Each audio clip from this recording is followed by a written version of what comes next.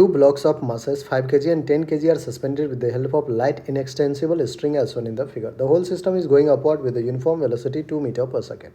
The tension T1 and T2 are respectively tech g equals to 10 metre पर second square.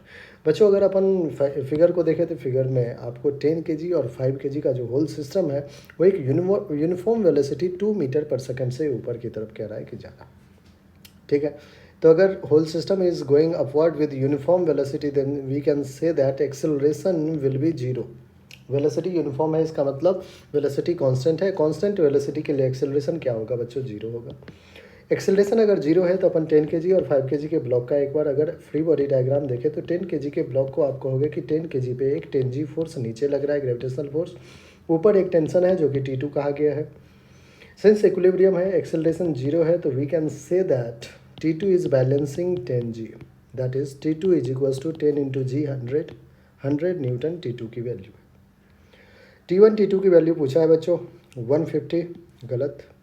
100 यहाँ सही लग रहा है, ये भी सही लग रहा है, ये गलत. 2 और 3 में से कोई एक ऑप्शन होगा. आइए 5 kg का एक बार फ्री बॉडी डायग्राम देखें.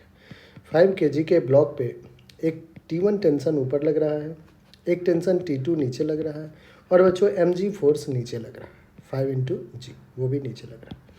डायनामिक्स का इक्वेशन एक्सेलरेशन जीरो है. डायनामिक्स इक्वेशन कह रहा है कि जितना टेंशन T1 लग रहा है उतना ही टेंशन T2 प्लस 5g लग रहा है. T2 की वैल्यू बच्चों 100 है, प्लस का 5 into g that is 50. 100 plus 50 will be 150 newton. तो टेंशन T1 कितना है? 150 न्यूटन. T2 100 न्यूटन और T1 150. तो 150 100 हमारा सेकेंड ऑप्शन है और सेकेंड ऑप्शन ही बच्चों क्या है हमारा?